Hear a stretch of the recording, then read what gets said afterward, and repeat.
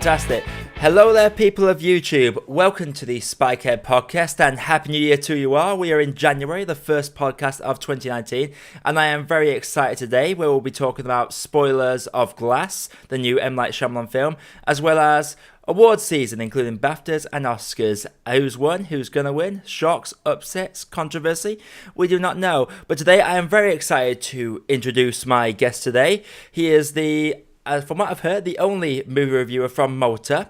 He is my good friend Ash from Peschel Talks. Ash, hello. Hello YouTube.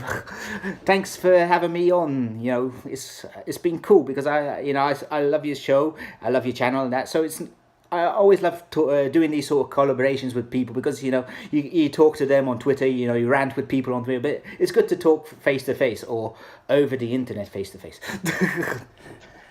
Yeah, it's really good, especially as 10 years ago this would have been very much impossible. But now us small YouTube reviewers got to stick together, breaking the mold of the old Jeremy and Chris.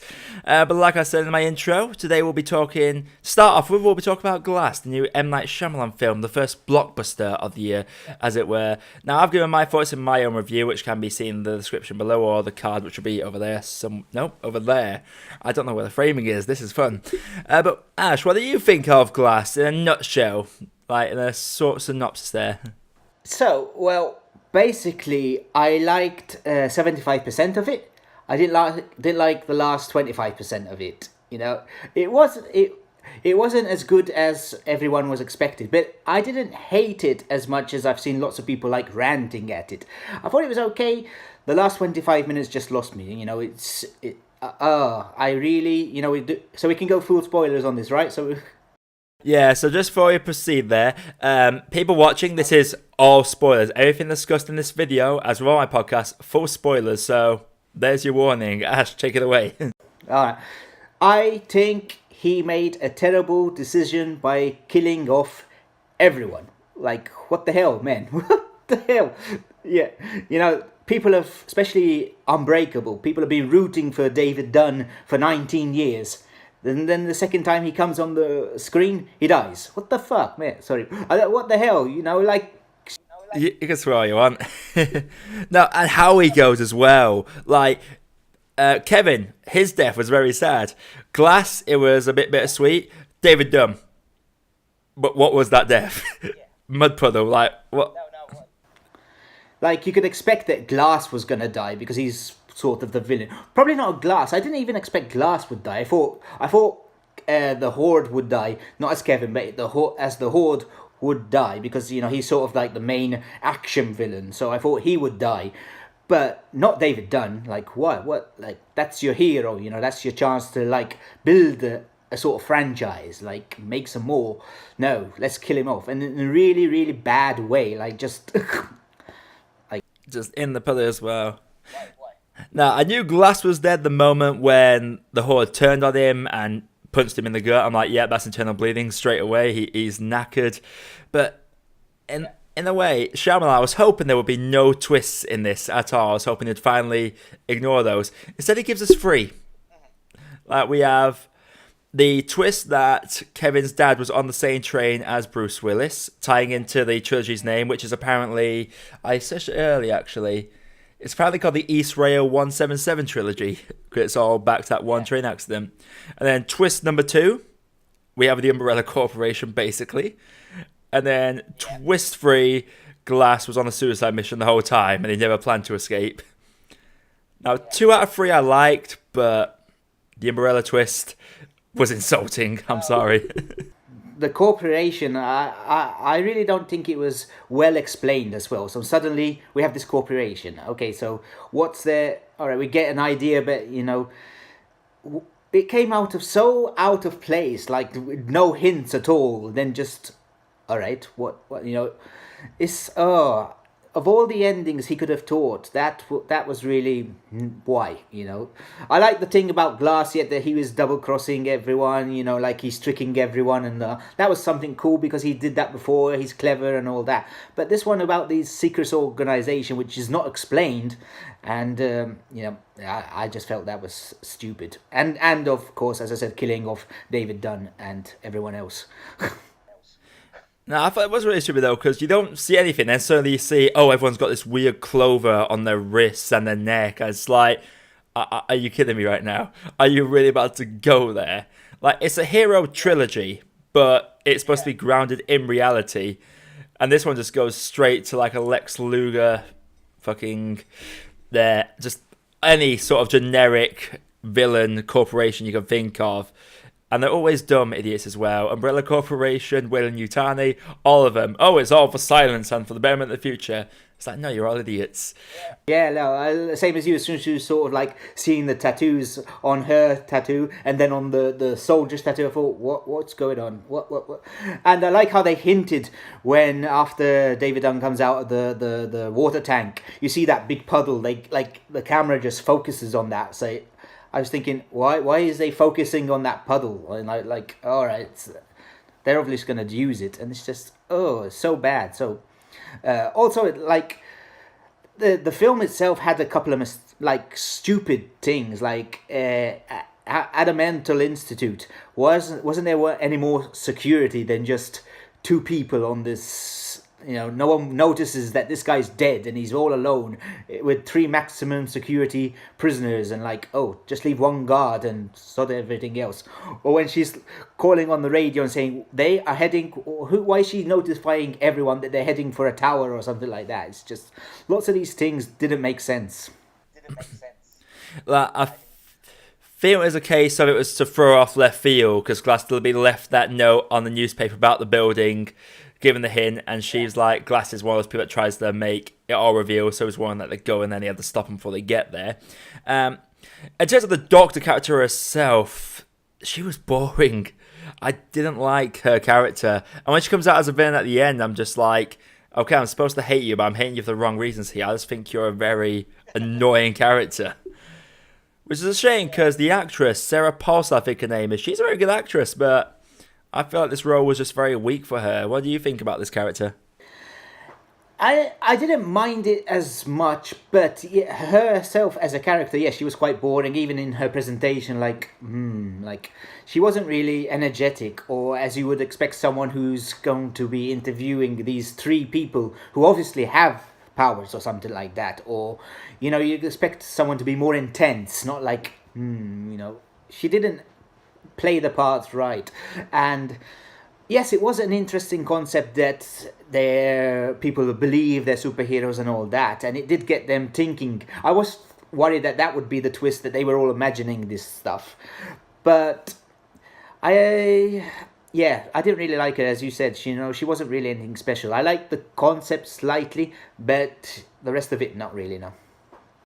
Yeah, like, I enjoyed when she almost convinced them that it was all in their heads. Like, I feel like James McAvoy, especially when he's playing Patricia, selling the doubt, that was really good. I think my favourite scene was the scene where Glass goes into the room with Patricia and they have that first initial point of contact. I thought that was a really good scene, especially between these 2 great actors. Because Samuel L. Jackson, I love him playing Mr. Glass, because everyone knows Samuel L. Jackson as Mr. Motherfucker. But he can act. He can seriously act, and it's great to see that with Elijah. He's a frail character, yet he's very smart. I love that Samuel Jackson could play that part. And James McAvoy is fantastic as all his personalities. Some people think it's a bit too campy in this one, but I think we didn't meet all his personalities, and if they were going to kill him off, you're going to have to meet all the personalities in some way, shape, or form. And I really enjoyed James McAvoy as his character. No, he did a fantastic, once again, performance, and I love how he like twists straight away, like from one personality to the other, like really, really cool. I tried doing that for the intro for my review, and I was trying to do, and like I couldn't even like manage it for just 3 seconds. It was like coming up too weird. So definitely props to him for that. Also, what I didn't like about Glass on a whole is, people have been waiting 19 years for a sequel to Unbreakable, but what Shyamalan actually gave us was a sequel to Split instead of a sequel to Unbreakable. Like, David Dunn and Glass were sort of like way below, like James McAvoy was up here and the other 2 characters were down there, like hardly any screen time, hardly anything about them, it's mostly focused on the Horde. And I felt that was a bit cheated, because people really, if you ask anyone, they would say, what were you excited about, a sequel to Split or a sequel to Unbreakable? And I think everyone would say Unbreakable. In fact, that's why Split was so hyped, because of the last 2 minutes and that. Yeah, exactly. And I find like David has literally no arc in this at all. He's just kind of floating through the film. Like he has purpose in the first act when he's going after the Horde, but then after that he's just sort of gone for long periods of time, and that gets frustrating. I like Bruce Willis, but he didn't seem all there with the performance either. I don't know if he just was disappointed with how much he's in it as well or not, but he didn't seem that invested once he was in the asylum itself. To be fair, he did better than he's been doing lately, because lately he's been doing some films and he hasn't really cared at all. I think he's rich enough, he doesn't care anymore. So he gave a bit better performance than his other lately films, but still, yeah, as you can see, it could be, as you mentioned, this is my big sequel to one of my classic films, and I'm like barely in it. I have like about 20 lines and that. Yeah, and and 10 of those are in the first act. But one thing I think the film did very well was the character dynamics, because as well as Glass and the Horde, I also liked Kevin and Casey's dynamic as well. Some people don't like it, but me, when I was watching Split, I could tell Anya Taylor-Joy's character Casey was sympathizing with her kidnapper, even though she'd been kidnapped. So the fact she's going back trying to empathize with him, it made a lot of sense to me. Apparently a lot of people don't like that aspect of the film, but I thought that was the most powerful dynamic. That's what made the Horde's death in the end very sad, just because she's holding him and Kevin finally takes over from the other personalities. That was actually a gut-punching moment for me. But like I said, what do you think of that aspect of the film? No, I enjoyed it. I felt it was really powerful, especially since they connected at the end of the film, and he let her live, and all that thing. And I felt, because of, and she mentions that she's arrested her uncle, and that they've got a connection. And so yeah, that was that, and it was a very powerful when she's he becomes Kevin and then he gets shot. It was like a night, not a nice moment, like a powerful moment, and it was. I enjoyed that. I didn't think it was stupid that she, like other people have said, unbelievable that she would sympathize with him. I thought that made sense as well, same as you. I thought that was okay. I also liked that they brought the same actor that played Bruce Willis's son in Unbreakable back. I actually, I've never seen this actor in anything from Unbreakable, but I thought it was very cool that they actually got the son back, the same actor. I thought that was cool. That was very, very cool. Yeah, same with Glass's mother, same actress. They've made her up, they've done a bit more making to make her look older than what she is.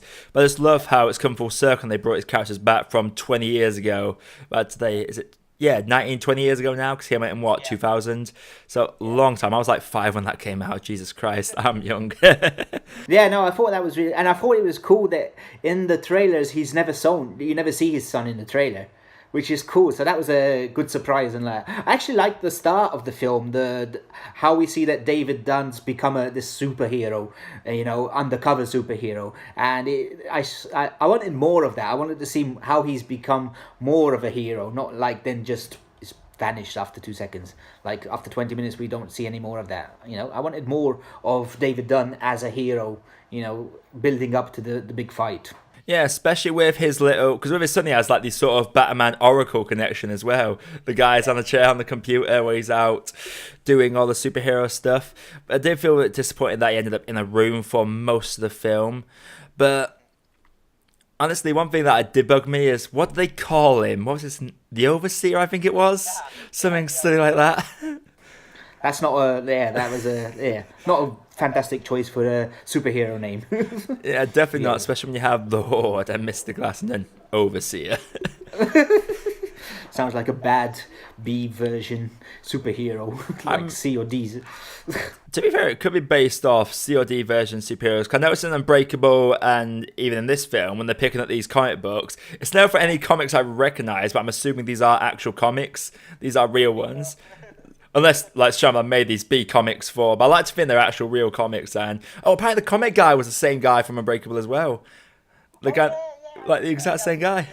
The guy who then, he was just throwing everything on the floor. Yeah, that's the best bit. Just, can I have this? It's right at the end after he says he's gonna call the cops. That's funny. Though I will say this about the trilogy as a whole. While I don't necessarily agree how it ended, I respect Shyamalan because he gets a lot of scrutiny, and he was finally coming back into his own.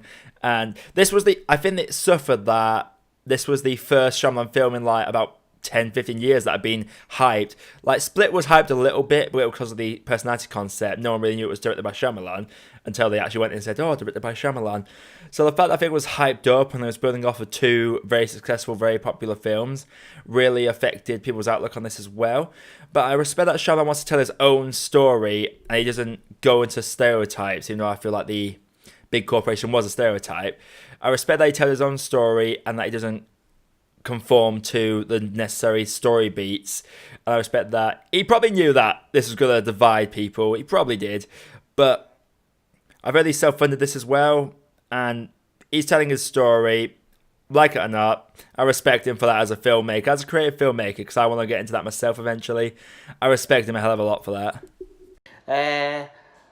To be honest, even though I personally didn't like the ending because of, the main characters die, because I never like the heroes dying and all that, I still think it's an interesting ending. It's interesting. It's just I didn't like it. I respect him that, it's quite a cool twist.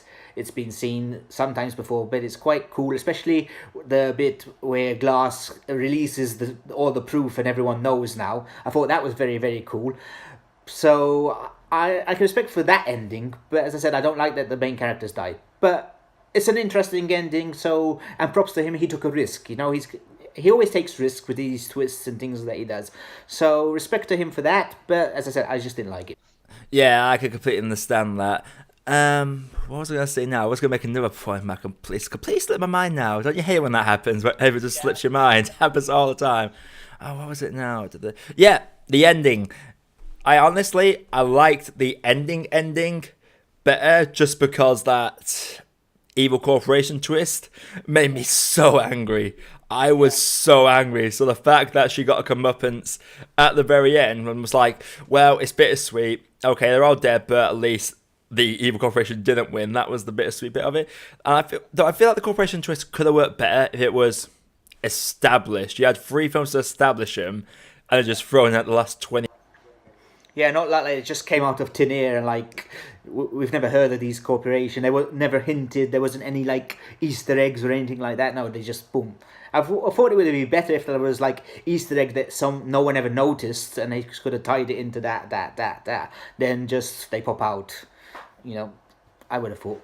Maybe he could have done with the train when his father was on the train. They could have done some hints that something was there watching over.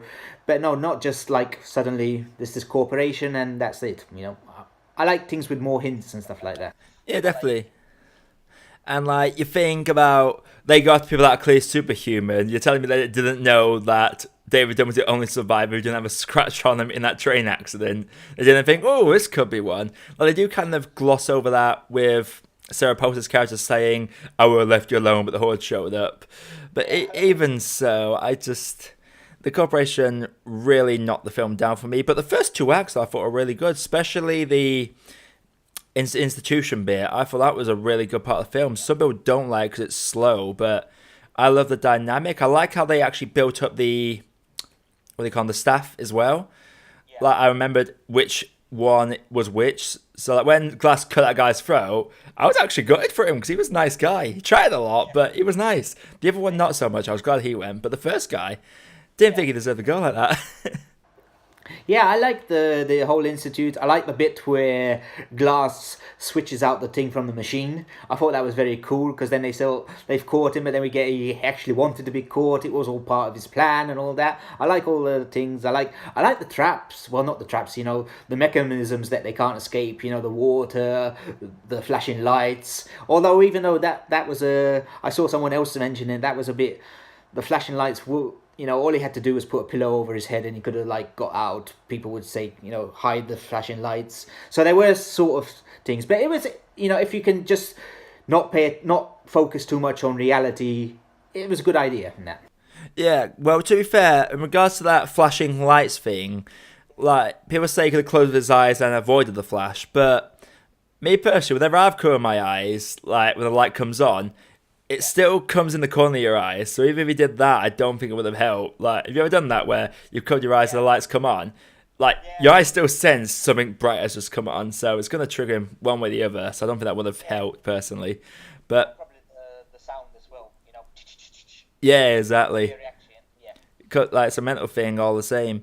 But Glass, like, so I gave it an okay cup of tea in my review, which is basically for equivalent to a 3 star. Like, I've each two ratings like a half star, 1 star, Yeah. onwards. I gave it a 3.5 because I actually enjoyed it. I up to the last bit, I enjoyed it. Like someone said, as you mentioned, they said it's too slow. I don't mind it was too slow. Unbreakable's a very slow film, so I thought it was on par with Unbreakable until the last bit, which, yeah. And as someone also said, and I agree with it, it was better if the first bit was crap and then it improved instead of it. It went on like a downward spiral. Well, it sort of went like this for a bit, and then it just went, but then with a little flick at the end there. But no, but honestly, I hope this will grow to be a cult classic in later years. I think it probably will. Because I'll be honest, I never heard of Unbreakable until I saw Split. Like, no, everyone always talked about The Sixth Sense to me when they said Shyamalan. No one ever mentioned Unbreakable. So when this was coming out, I thought, you know what, I'll go out, buy Unbreakable, give it a watch. I'm like, why have I not? I was gutted that I hadn't seen Unbreakable before, because now I fully get the Split twist. I was like, and that soundtrack in Unbreakable, though, which was criminally not used at all in Glass. I was waiting for the piano, the drums, but no, never happened. Yeah, that's one of the big complaints as well, and I agree with you have such a powerful music, that people relate. Use it, use it. Where's it? No, come on, please. At least some bit. At least when he's dying, use it something. No, okay. Yeah, especially with how powerful it was at the end of Split as well, where all they had to do was bring that music in, and then they shot David at the end. But that's a Glass. I hope it succeeds a bit more. I'm gutted that it's being panned on Rotten Tomatoes, because there are worse films that are being positive on Rotten Tomatoes. I generally don't look at the average these days.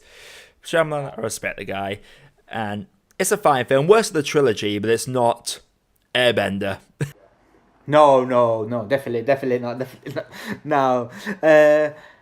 Yeah, I wouldn't say. Yeah, it's probably the worst of the trilogy. Yeah, but it's close. It's not terrible. In fact, when you see, I think it's 39% on Rotten Tomato. It's definitely not a 39%. I personally would have it as fresh. Maybe a low fresh, like 60, but I would have it like fresh. Because it's a good film. It's just I think too many people are.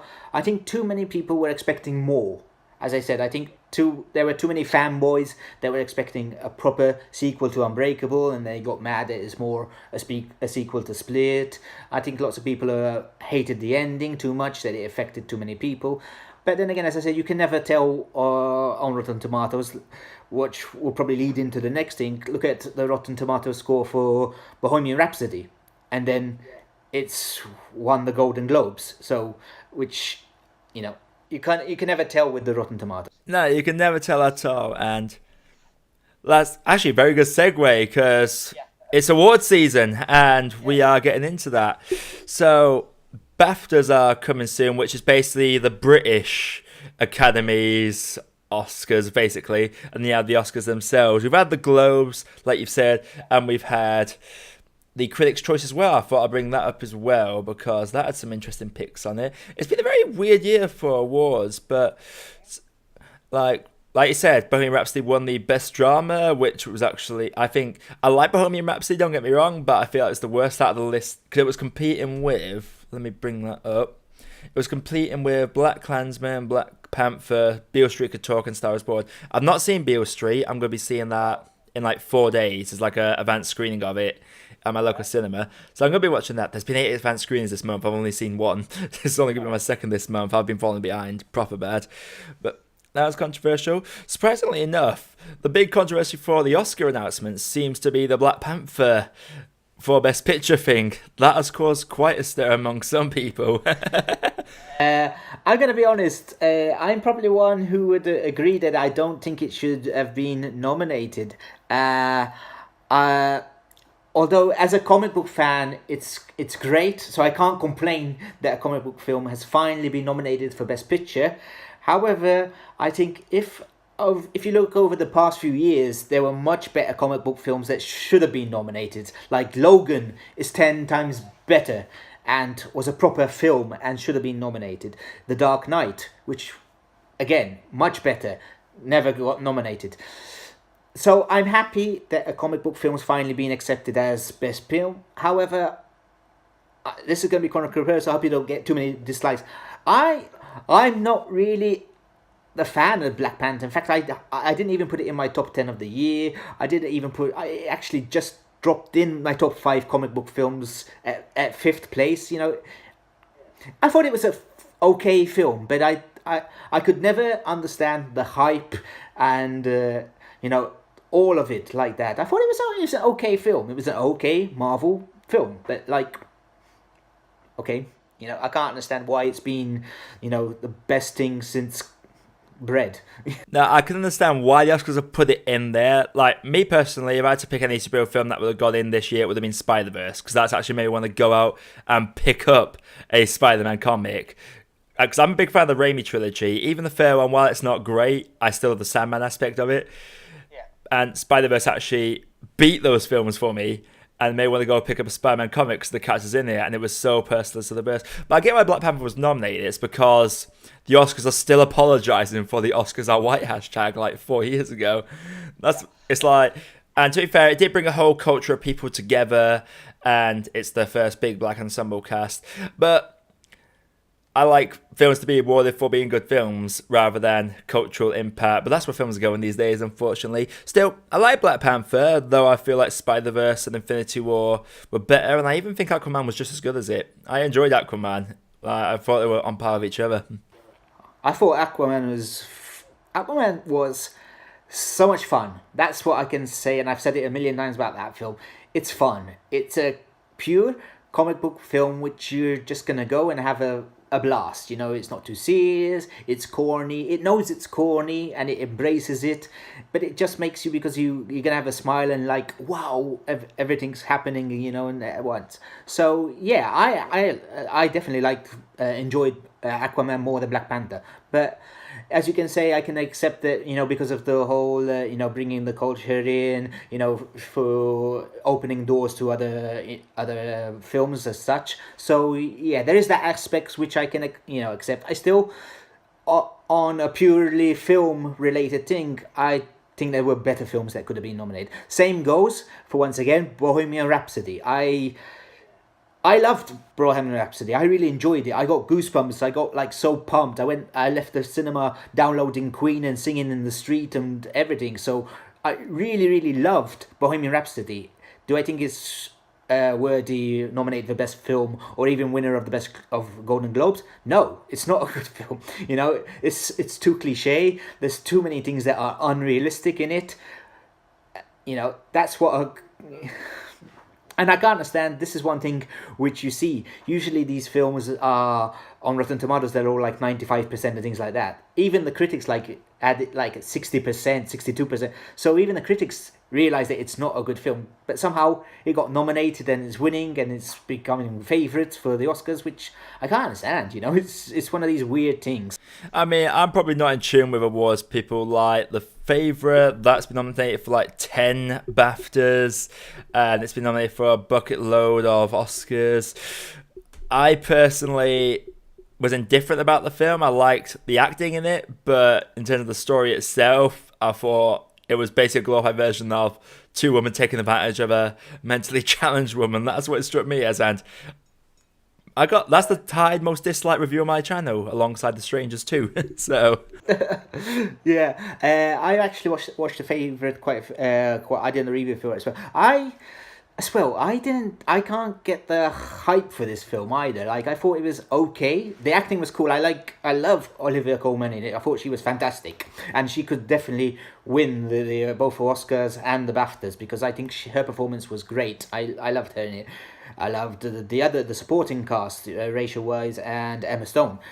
But as you said, the film itself, nothing really. It was just like a rude period dark comedy. Like nothing like groundbreaking or anything like that. I can't understand the hype for it. I thought it was okay, but that's all I can say. I can't say I loved it. It reminded me a lot of Blackadder.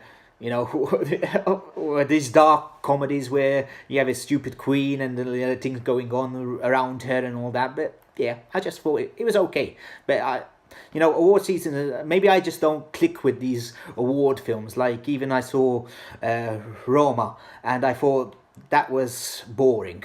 But I can appreciate, in fact, I said that in some way. I said, fantastically shot, fantastically made, but boring. Me personally, I just felt it was, maybe, sometimes, you have to be a certain mindset to watch these sort of films. I can appreciate them, but, I want some more stuff happening.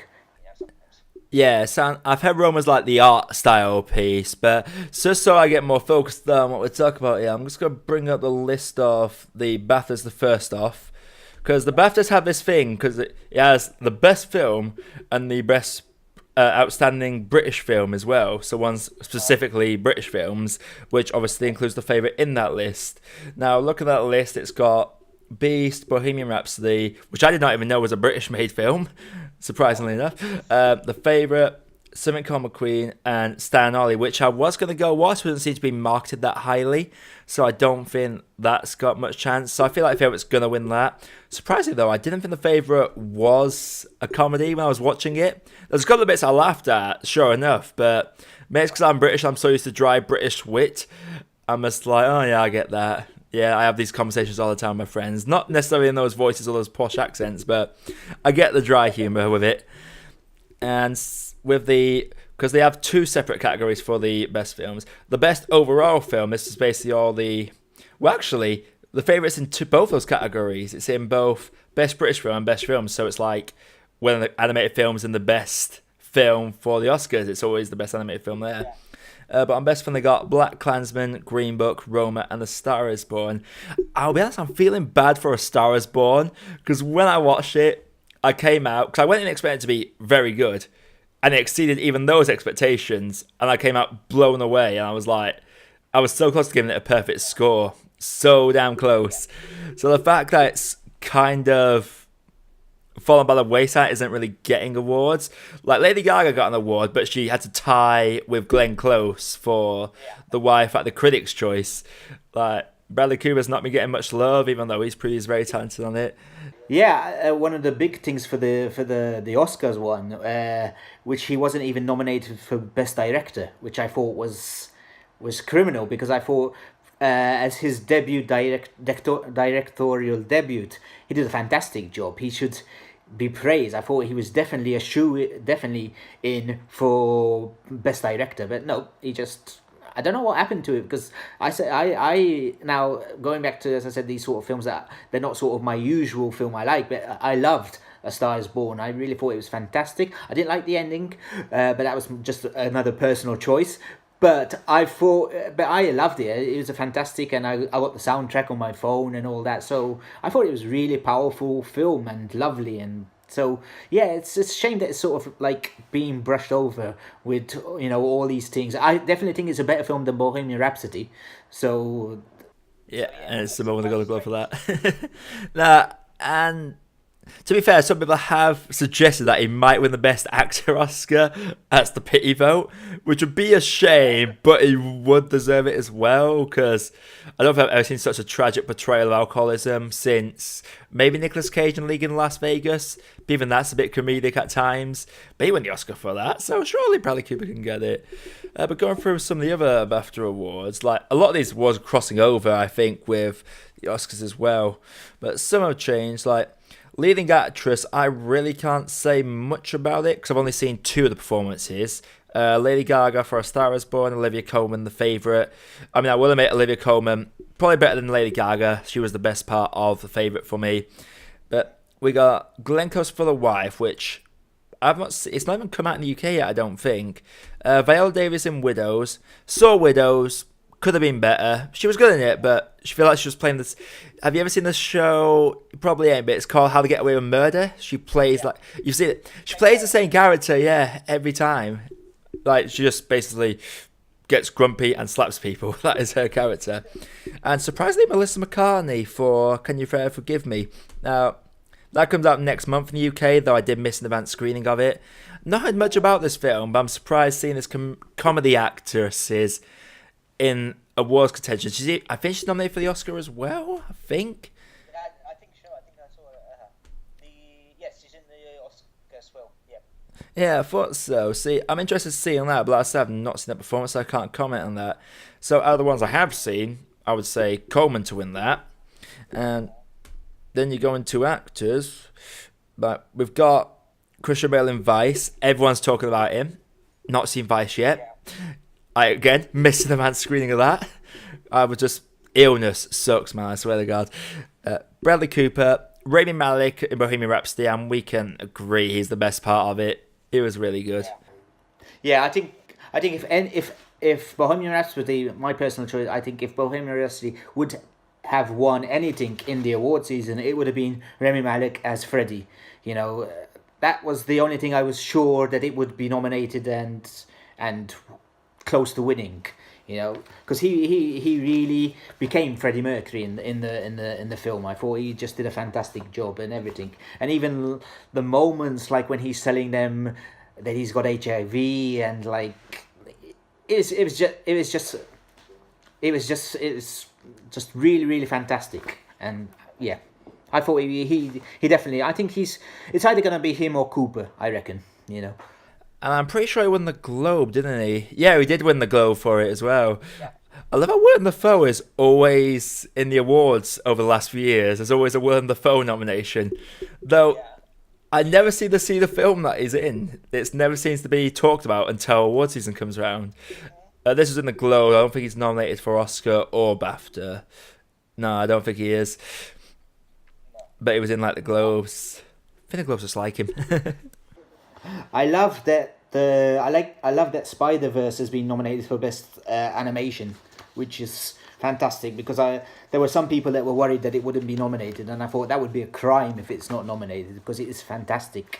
As we talked about before, it definitely deserves. I thought it could, as you mentioned, it could get in as best film because it's so good.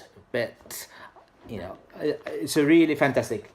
Now, if I feel like any superhero film deserved the Best Picture nomination this year would have been Into the Spider-Verse, because it has been sweeping the awards so far. It's won the Globe, it won the Critics' Choice, probably going to win the BAFTA. Some people are thinking Incredibles 2 will probably win the Oscar because they love Pixar, but if it does, guarantee internet meltdown, guarantee. Yeah.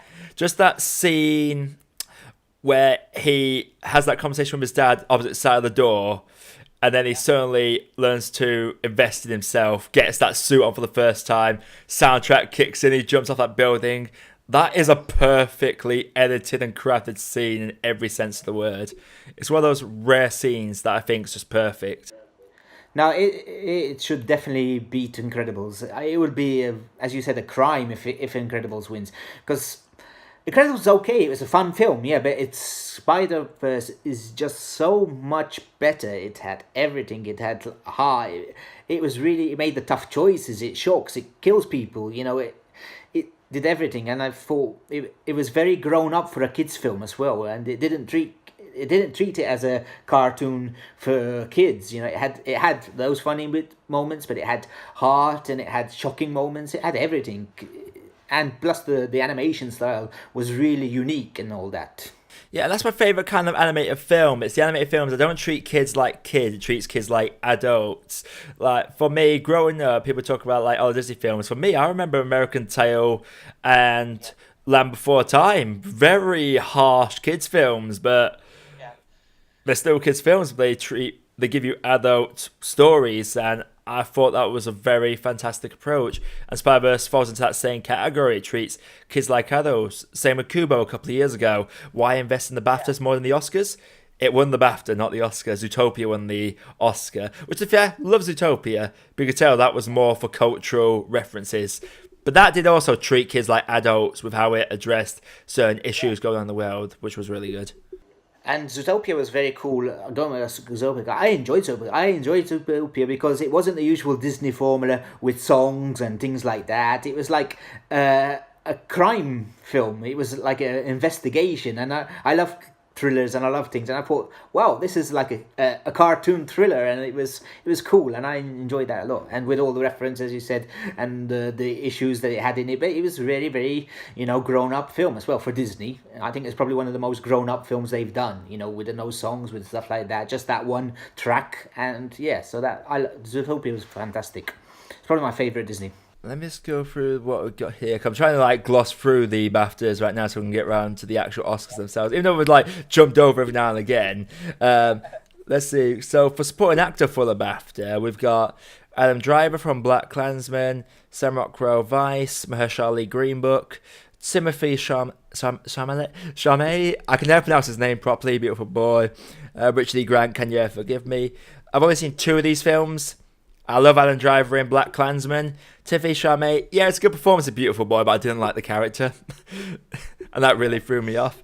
But sorry, this felt like the film was literally, I'm addicted, I'm recovered, now I'm addicted again, now I'm recovered. It's just like back and forth, and it got really frustrating for me. That was also one of my most disliked videos. Apparently I need to sympathise more.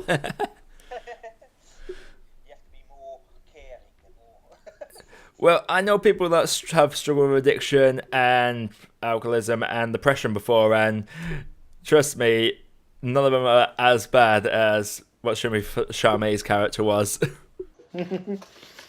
There's quite a few. I think best music is interesting in the Black BAFTAs. Isle of Dogs, Mary Poppins, Star is Born, Black Klansman. It builds. I reckon A Star is Born will probably win that one because the music in that is fantastic. Although Black Klansman has a really cool soundtrack, but I still think A Star is Born is probably better. I didn't actually like the songs that much in Mary Poppins Returns. I thought they weren't that memorable. Compared to the original, like, you say original Mary Poppins song, Step in Time, Supercalifragilisticexpialidocious, Spoonful of Sugar. Like, those songs, people remember them. I'll be honest, I didn't see the first Mary Poppins until this year. And it was only when I went to America and my friend's mum was offended that I was British and hadn't seen Mary Poppins. So ended up watching it, and it was... I like weird. I didn't like Mary Poppins' character. I prefer her a lot more in the new one. But that's just me. But looking at the original music, actually, let's see. Like, Isle of Dogs was very good with its soundtrack, I thought. I love how that's got some love. Like, if Spider-Verse didn't come out, that would have been my pick to win, because Isle of Dogs was really good, especially for the Wes Anderson art style. That's fantastic. But yeah, I will agree. Probably A Star is Born, though. Not seen Beale Street yet. I can't wait for that one to come out, because I've seen the trailer for it, and it looks like it's got a new twist on the whole police versus minority dynamic that seems to be swamping Hollywood at the minute. What else we got? Let's see. We got leading actress. Oh, director. What are we talking about? Director. The big boys the big boys and girls usually that run the whole show. Alfonso Cuarón Roma, Star is Born Bradley Cooper, favorite Yorgos Lanthimos, I think he is Lanthimos. Cold War. I am not going to try and pronounce that. Never even heard of Cold War. And Black Klansman Spike Lee. I think the general consensus is Roma's going to win that, hands down. Yeah, definitely. As I said, I can appreciate what it is, and it's well made, it's well directed, and it's just a lovely arty film. It's just, as I said, I didn't enjoy it that much, but I can appreciate it. I'm never one that says, "Oh, I hate it from heads to tail." I can appreciate it. It looks beautiful and everything. Each shot is fantastically directed. So I think he's gonna do that definitely. Yeah, let me see what else we got. So there's all the screenplay, cinematography. Well, I'm going to have to talk about cinematography now, because I'm a big fan of cinematography. Like, I love filming stuff on the camera, and it's lovely to see how it's worked out. And for me, cinematography, I'm going to have to say First Man, just because I'm nominated on that are First Man, Favourite, Cold War, Rhapsody, and Roma. And First Man, just for the moon landing scene alone, is... Hang on a second. I think you've gone frozen on me. Let me see. Yep, you're completely frozen. This is going very well. Oh, wait, no, we're back. Did I freeze? No, I think my internet's messed up. Multi's technology. It screws up every so often. Oh, it's fine. It's fine. So long as you hear what I said there. But yeah, I'm just thinking, the moonlight scene alone in First Man was just worthy of cinematography awards because of how it was framed and shot. As far as it's quite surprising that the Fantastic Beast is nominated for 2 films, for 2 awards: production design and visual effects.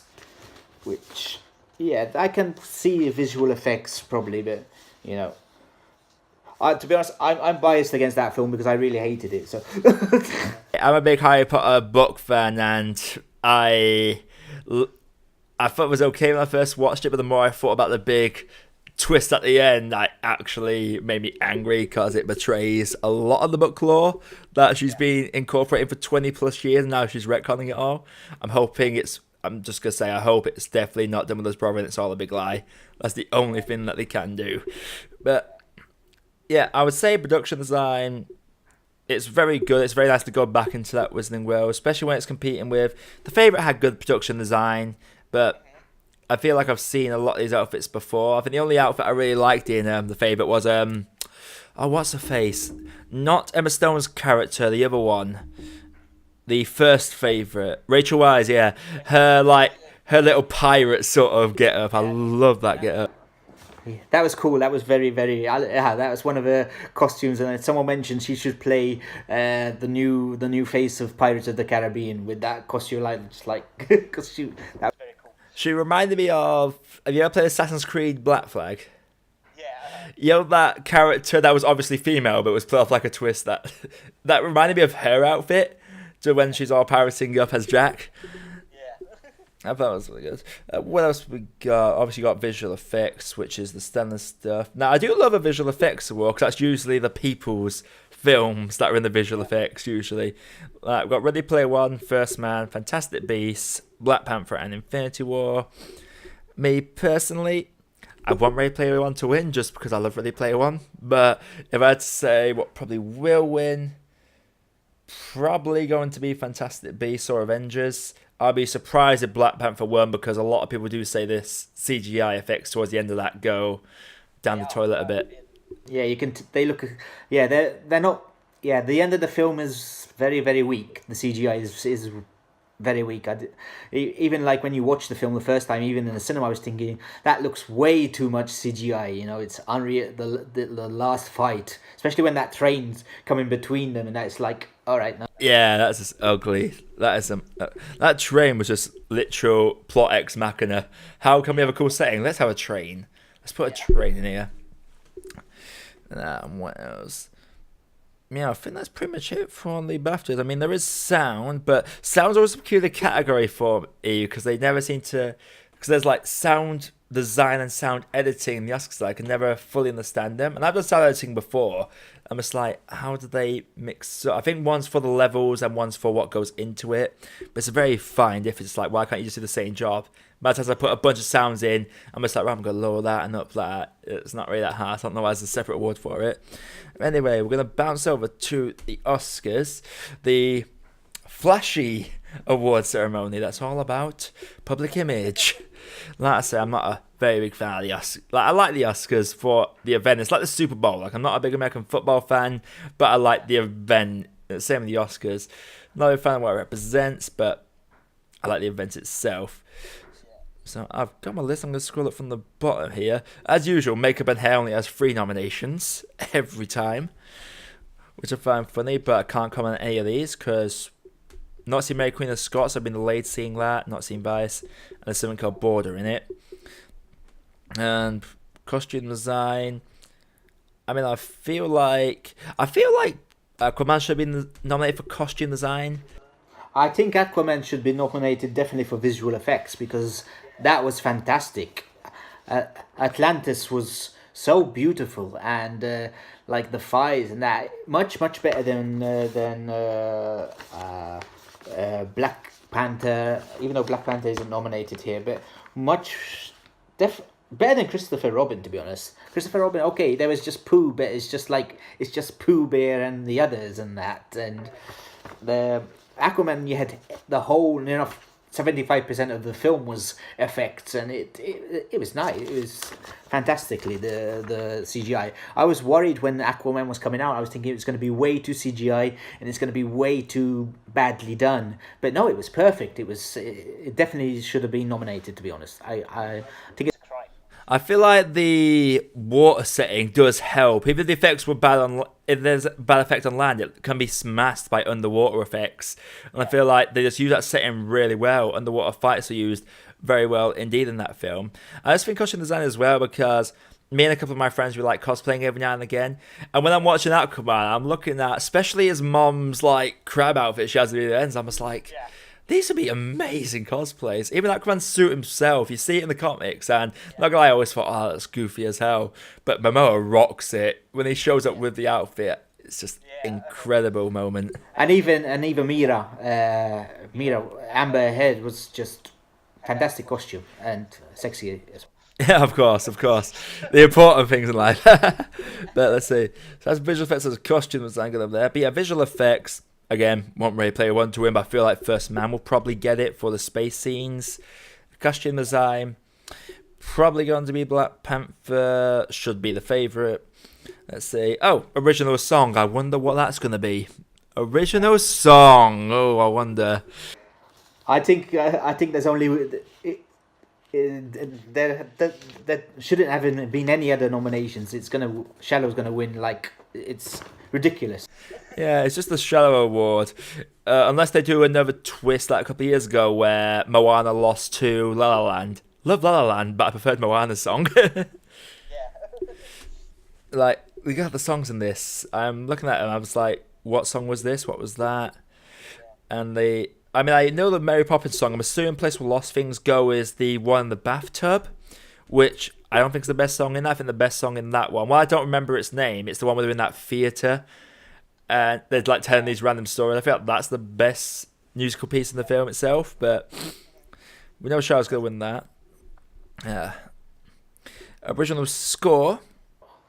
Original score, that's interesting. I was surprised that First Man wasn't nominated, because that had a fantastic score. It was First Man. I thought that score was really, really good. I don't know between these, to be honest. I don't think Mary Poppins is probably best score. Yeah, definitely not. I personally would go for Isle of Dogs in that category. Me personally, I want it to win. It probably won't, but when I think Isle of Dogs, I can remember the whistling in it. I can remember the Japanese musical pieces that added to it as well.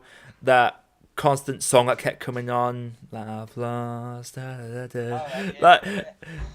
That just helped the movie flow. Black Klansman, I can't remember much. Black Panther, can't remember that soundtrack at all. I think Marvel, apart from the Avengers theme, I don't think there's many. No, Marvel has that. The only real memorable one was the Avengers one. Dum dum dum. You know, nothing real. And Guardians as well. They have those two 80s soundtracks, but it's like but those are soundtracks, so they're not really scored.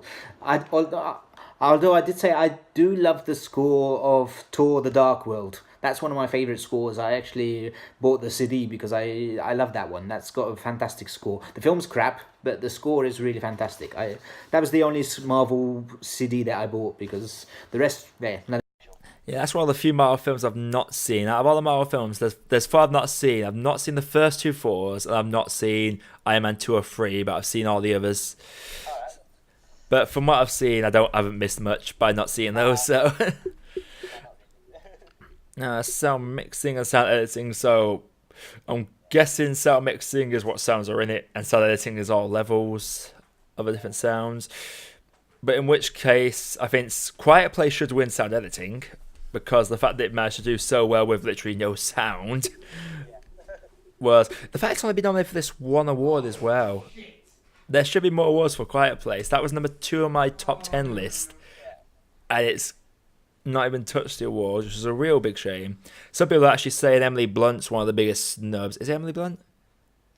Yeah. Emily Blunt, she was great in that film. She was fantastic in that. Even though I still find the whole pregnancy aspect could have been fixed a lot better by just having the dates a bit earlier. And sound mixing. I'm going to say Bohemian Rhapsody or Star is Born, because editing a crowd with a song and getting the levels right and the dialogue as well over a crowd, that's very hard to do. There's a lot of sound in there. Have you ever seen Lord of the Rings Appendices, where they talk about making the Helm's Deep battle? I know it's the Pelennor Fields battle, and Peter Jackson's talk about the different sounds in the battle. It's like, if you had every sound in there, it would just sound like scrunched up paper almost. So they had to pick out what's important at that particular moment. So No, I haven't seen that. it's like on the extended editions, like on the special features. I once did this. You want a marathon? Watch the extended editions, but watch the bonus discs after each film as well, because that's another 6 hours of content, both sides. It goes through the entire process. It's really good watching. Well, now I feel like those should win it, but I feel like First Man probably will. Film editing. So favorites nominated for this. I didn't think the editing in it was that great. Not seen Green Book or Vice, but I've heard Vice has a very good editing piece, and Green Book, I'm going to be seeing that next week, I think. Then we got Bohemian Rhapsody and Black Klansman. Now, as it stands at the moment, I want Black Klansman to win, because there are those scenes where David Duke and... I forgot his name. What's the main character's name? It's a real guy as well. I feel bad. I can remember David Duke's name. I can't remember the guy who infiltrated him's name. But the scene where they're just on the phone together and it's a split screen. And they were just like, I could tell you ain't black. It's like, how so? Well, they talk in a different way to us white folk. And you just see him covering the mouthpiece, laughing his off on the other side of the screen. I think that's some of the highlights of that film. That should have won the best comedy, I think. But then I've not seen Green Book, so... What would you say, film editing wise, out of what you have seen? I would reckon it would be probably. I think I'd go probably for Black Klansman, because I think, as you said, the editing is quite good in that. The favorite, the editing, I didn't think it was all that. You know, it was okay. You know, definitely for directing and shot and cinematography, yes. Editing, not that much. You know, some of the choices I didn't like that much. So yeah. Foreign film would be definitely Roma. There's no doubt, I reckon. Yeah, I'm passing over like foreign and the short films and that, because I've not seen enough of them, which I should do more. Like, I do like foreign films, but I just never know what's coming out abroad much, so I never really see much of it, unless it's like become a Western cult classic like Ringu or Girl with the Dragon Tattoo or Let the Right One In. But going up, cinematography. So we've got Cold War, which again, I've not seen anything of. This is like the one film this year that I've not recognised at all, which is actually an improvement for the Oscars, because usually they say these are the nominations. And I'm like, what are half these films? Turns out we don't get them until just after the Oscars, so we don't have a clue. Apparently they're trying to close that gap with releases now. Let's see. What was the other ones? Favourite? Roma, Star is Born, and Never Look Away. I think Roma's going to win, because from the few screenshots I have seen of Roma, looks like it's very well shot. Even though... It's either Roma or The Favourite. Those two, I reckon. Cinematography, I would reckon. Yeah, I did like the cinematography in The Favourite, though I feel it was trying so hard to be stylish. I feel like I was watching a music video at times. Especially, oh god, remember that scene in The Favourite where they're having that dance? Yeah, I was like, what? Yeah. LL Cool J coming out. Pretty much. Like, what kind of romantic dancing is that? It's very confusing. And then, screenplays. Now, I do love a good screenplay when they do show up, but where else we? Okay, so we got Black Klansman adapted screenplay, which should win, because that's got an amazing script, like A Star Is Born. But I just love how, I don't know, I feel like there's just something nice about seeing films like Black Klansman throwing in these taboo phrases. They just add to it. I think the way we let certain words have power really makes some of the dialogue options in this very good. Like the scene where one of them's trying to get Adam Driver to get his dick out to prove he's not Jewish. And he's just there like, what, do you want me to give a dick out? You fucking faggot or something. Just the casualness of those lines. No, I reckon from those ones, Yeah, I think Black Klansman should take that one, especially because of the subject and how it was adapted and the true story and all that. I reckon that should do that one. Animated short, I've got no idea. Yeah, not At seeing all. the animated short. Oh wait. Well, I'm just gonna have to say Bow, just because that's the one I have seen. It was the one just before The Incredibles, I think. It's the Oh, the one with the dump in. yeah, the dumpling, that really messed up weird one. Yeah. It was sweet, but it was so weird. It felt like I was watching something from Japan. It struck well, actually, it was set in Japan as well, so it makes sense. Let's see. Oh, we did skate over original screenplay, but I've not seen any of those apart from the favourite, so I'm just gonna skate past that. Have you seen any of those? No, just Roma and The Favorite, which I would give it to The Favorite between those two. Because, yeah. But here we go, animated feature time. So Definitely Spider-Man. If it's not Spider-Man, I will think it will be cheat. exactly, it should be Spider-Man. Hopefully, Incredibles don't pull an upset. If Spider-Man doesn't win, I'd prefer the dogs win it over anyone else. Like Ralph, you knew Incredibles and Ralph Breaks the Internet were going to be in there. They always are, but Yeah. Incredibles 2, I liked it. Ralph Breaks the Internet again, liked it. Though I didn't like what they did with Ralph's character in it. Yeah, I didn't like what they did with him. Now we get to the big ones. Big six, as they were.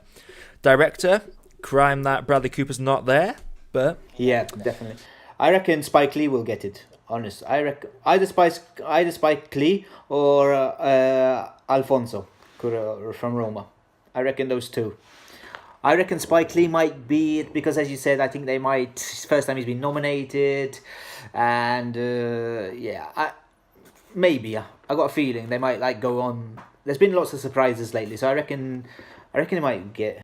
do you think they might? It might be like the apology war, because I've heard Hollywood's not giving the best of times. So it might be the, we're sorry, here's a big gold statue. I'm pretty sure that's what Leo's award was for the referendum. And I think that was just an apology. It's like, right, we've seen the meme, there you go. Just let it die.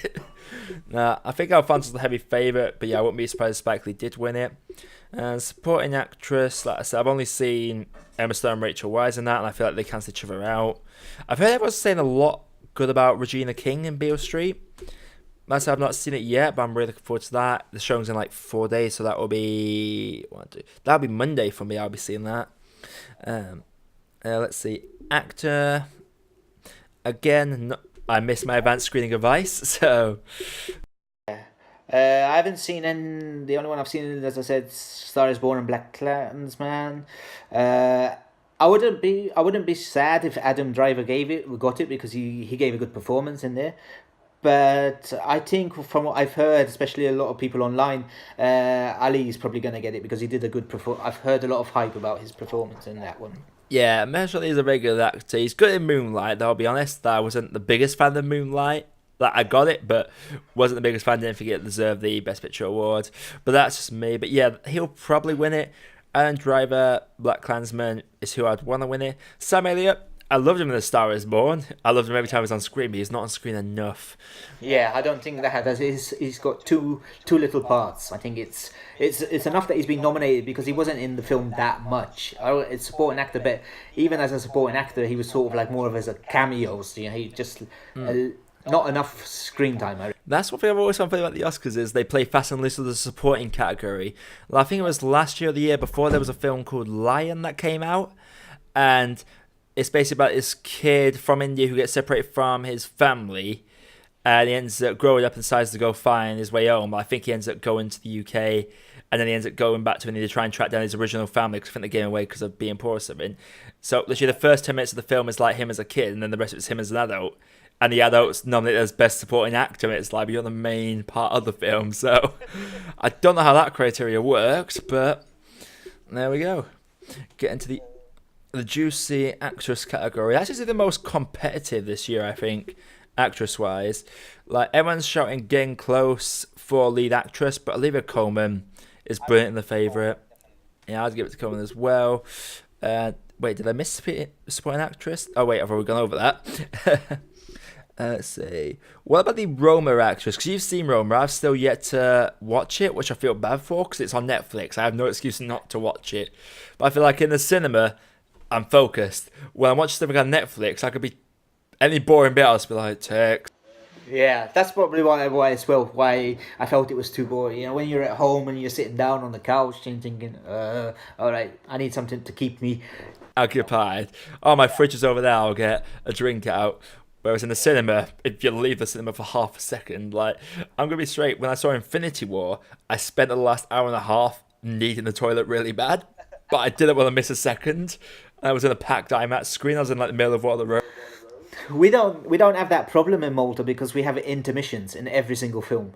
So that yeah. So if you need to go pee, if you need to buy an extra drink, you know. So yeah, it's people hate it when they come to Malta and go to cinema, but you know we've grown up with that. It's been last 30 years. Every film has. Like it used to be like that in Britain. Because I remember my dad, when he used to watch Zulu in the cinema when that came out, he said that an intermission on the scene where all the Zulus show up on the hill, then it intermits like a to be continued. I'm just like, that's a great bit to cut off for an intermission because you don't know how they're gonna get out of this one.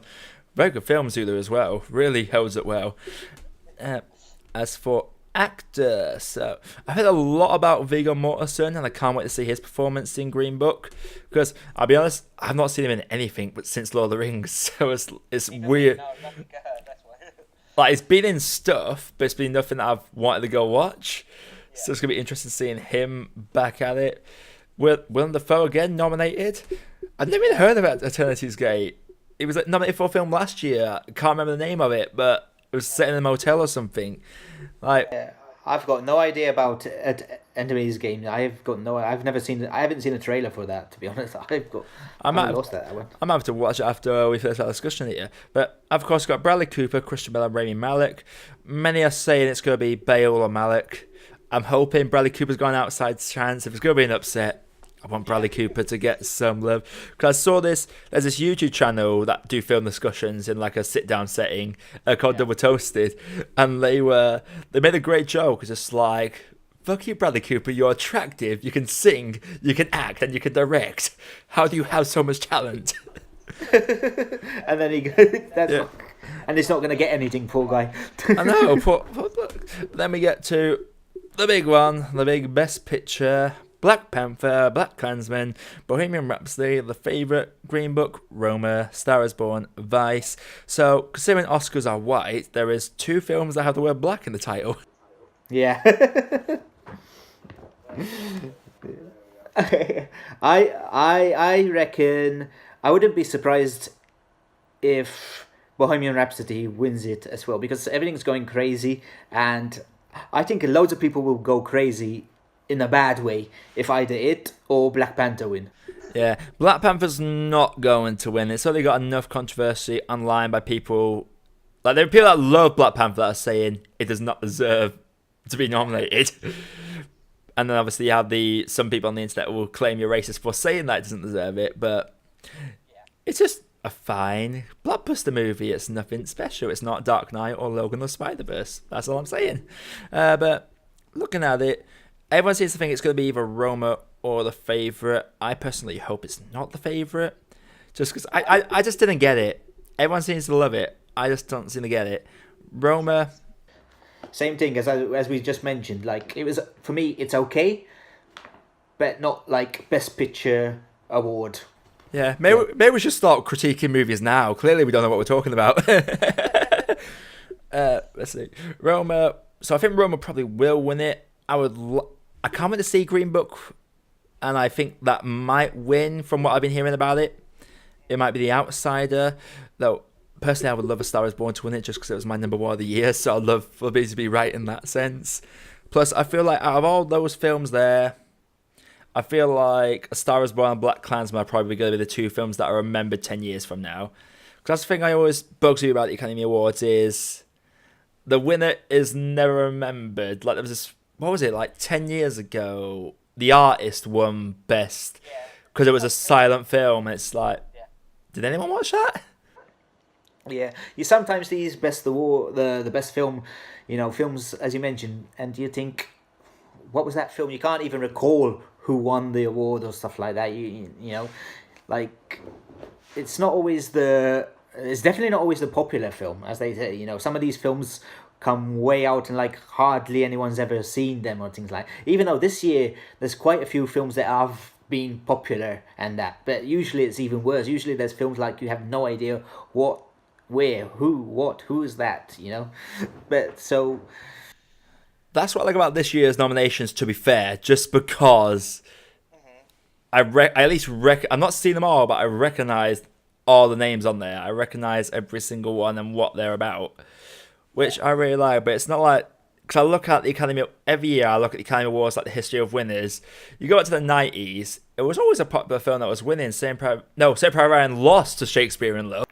yes, but still, Shakespeare in Love was a popular film as well. Shakespeare in Love, like, it was a romantic comedy. People enjoyed it. Like, but you had these sort of films that Silence of the Lambs won it, and that was a very popular film. You know, there used to be these films that were quite, but then it sort of went, oops, we're gonna give it to more arty films, more things like that, and so yeah, it's always changed. This year, more films that are more recognizable. Let's put it that way. I'm almost like, I think it's the first time since maybe Return of the King from 2003. Actually, Avatar was popular at the time, but then once we got over the big wow factor of it, we're just like, actually, it's just Dance with Wolves was in space.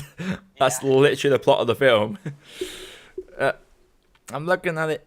I'm looking forward to it because I feel like the Oscars they're trying to be relevant, but I hope they lean more towards what the people love rather than trying to be cultural and tweet about. Because last year's we had 3 Billboards lost to Shape of Water. Now, I like Shape of Water, but I watched it on the plane to Chicago, and it was fine. But it wasn't amazing. It wasn't Del Toro's best. And the year before that, we had the whole La La Land Moonlight mix-up. That was maybe not so accidental. Because it just felt too personal. And then what won the? See, I can't remember what won the year before that. Everyone remembers the snubs more than the winners. Everyone remembers Straight Outta Compton being snubbed. Everyone remembers Dark Knight being snubbed. Logan being snubbed.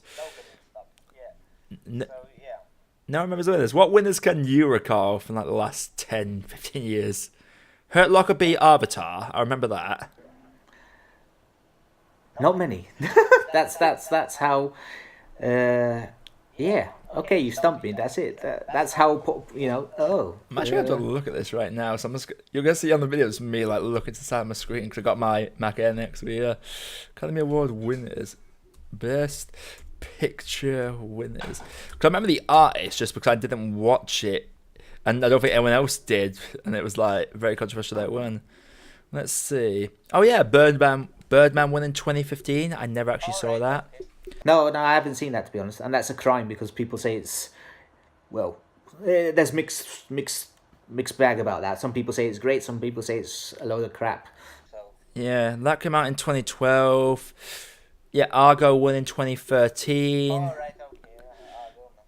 12 Years a Slave won 2014. Actually, that was a very good film, but I feel like the series Roots did that whole story better, even though it's based off a real thing. King's Speech 2011. Yep. Hurt Locker, Slumdog Millionaire. Oh, there's one. No Country for Old Men won it in 2008.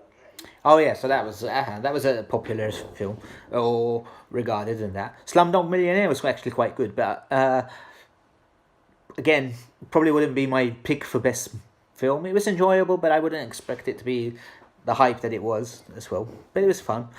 Yeah, then we had The Departed as well in 2007. So I'm wrong. It's been about a decade since they voted for the popular ones. Because I remember The Departed. That was a big film when that came out.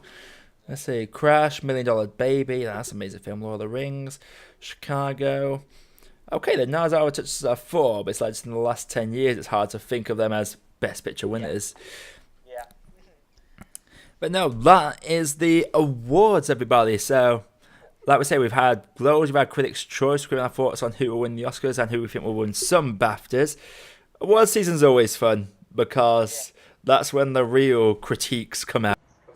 Yeah, and the hate and stuff like that, and there's going to be loads of discussions, and this award season, especially Oscars, I'm anticipating opening Twitter after the awards come out because again we see it's going to be pandemonium. Now, Twitter and Reddit I'm looking forward to. But before we round this off, I didn't tell you about this beforehand, but with my podcast I like to say because I try to do this monthly, like a full length. Might do it fortnightly eventually, but for now it's monthly.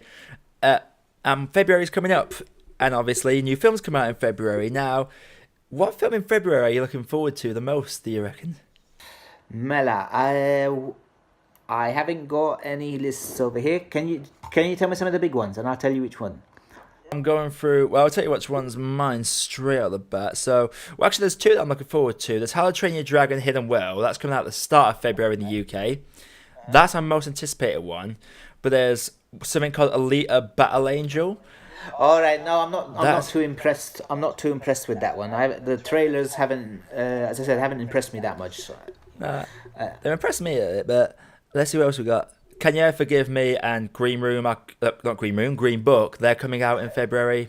So looking forward to those. Let's see what else. I tell you what's coming out in Malta in February, which I'm quite excited to see. I know it's probably going to be crap, but I'm really excited to see is Escape Room.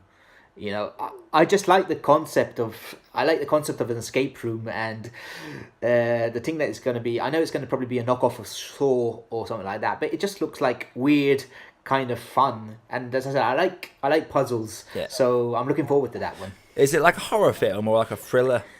It's sort of like between a thriller and horror, like a mix between Saw and things like that. So I'm a big horror fan, and I'm a big fan of the first Saw, so if it's anything like that, I'd be down for it. As much as everyone hates the Saw franchise, I still love the first one. Don't care what anyone says about it. But yeah, that is one I am looking forward to. I've heard mixed things about it, because I've had some people like trying not to go watch it. So, but let us say, it can't be any worse than Truth or Dare or Wish Upon, can it? Or can't be worse than Slender Man, can it? No, definitely not. No, definitely not.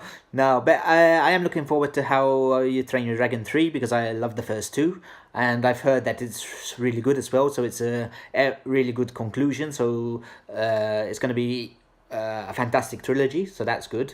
So yeah, I'm fingers crossed, and I think that's going to be cool. But as I said, I want to watch Escape Room and I want to watch the Dragon film. So those are probably my two highlights. Yeah, definitely. I'm just going through what else is in February. Apparently, Lego Movie 2 is actually out next month as well. I thought it was coming out way later than that. I think my website... I'm using the website called Launching Films, because they have like a list of every film that's come out in the UK ever. So you could go back to like 20 whatever to find out what came out. Happy Death Day 2, Instant Family... So yeah, random little films. To be fair, I watch anything that looks half interesting in a trailer. That's my motto. If it's out and it looks half interesting, I'll go watch it. Or if it looks terrible, I'll go watch it and see how bad it is. Oh, Fighting With My Family's coming out this month as well. Yeah, there's this because I'm a big wrestling fan. And there was and I saw the trailers, and the best thing about the trailer was a guy's wearing a Norwich City football shirt, and I support Norwich City, so that was... Is that Nick Frost? Yay! Yeah, it's about Paige's like growing up, and that's apparently coming out next month as well. I'm looking forward to that, because it's got Lena Headey, Vince Vaughn, Nick Frost, Dwayne Johnson, so stacked cast. It's a WWE film though. No, it looks quite funny, to be honest. It looks quite... They made it a lot of a dramedy, so looking forward to that. It looks quite fun. Yeah, fantastic. But yeah, that's February, and hopefully by the end of February I'll come back and say that all these films are amazing, but I probably won't, because that is wishful thinking. And by that time, the BAFTAs will have been and gone, so I'll be reacting to that probably. When is the Oscars actually? I'm pretty sure it's in March. Awards 2019, a little pause. No, 24th of February as well. Damn, they pushed it back further. I'm sure it used to be April, didn't it? It used to be April, March. I think it used to be, but they're getting closer. To give enough time for the next series of films. Lots coming out. Yeah, still feel bad for James McAvoy not getting nominated again. But I guess it came out a bit too late. I tell you what, I really wanted to be nominated, which was my favourite film of the year, which is Searching.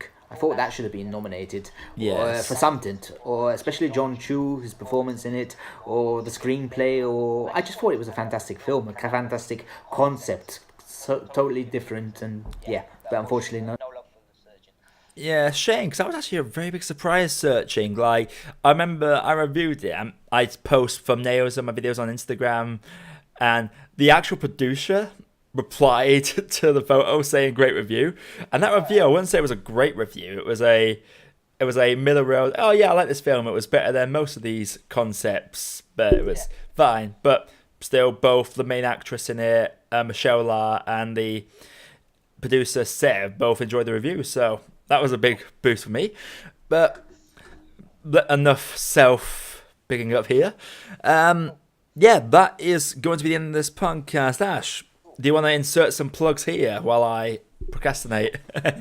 Sure, Mela. So if you want to check out my channel, you can find me on YouTube under Peschel Talks. I'm sure I put the link in below.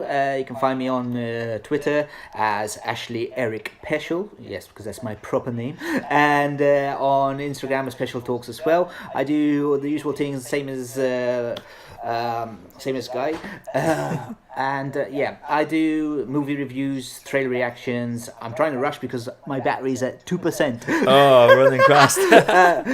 I do movie reviews, trailer reactions, top 10s and all that. So yeah, if you enjoy my stuff, if you enjoy his stuff, you probably like my stuff, come check me out, check out the channel. And once again, I want to thank you for having me on. This was fun, as I love doing these things because you just talk and chat and it's very relaxed. And yeah, so thanks again for having me on the channel. No problem, man, honestly, because you've always been active on my channel. There's been a couple of YouTubers that come in and out. You've always stuck around, which I've really appreciated. And I've always wanted to collaborate. Like, I usually bring a friend in, but they're not as big movie buffs as me. Like, last time I brought a friend Liz because we're both massive Harry Potter nerds, and that's what we were talking about that day. But in terms of film reviews, I want to get more of these done. I love collaborating, and I love your channel as well, man. This guy has some great content. He gets drunk on stream every now and again, and there was this great video. I think my favorite video was actually the one we did that special shot from another channel. I can't remember what Blade channel it was, but he did that one. Yeah, that was a great video. But anyway, guys, we're gonna get off now because I'm sure we have places to be. I've actually got to go to work in literally an hour, so this will be exporting. Anyway, actually, if you want me on your channel at any time, let me know. I'll be sure to come around. And what is everyone else's predictions for the Oscars and BAFTAs? Let me know down in the comments below. Let's get a discussion going. Subscribe to mine and Ash's channel if you want. No one's forced you to, but we would really appreciate it. Anyway, guys, enjoy the award season. This is that Spikehead podcast and Peschel Talks signing off.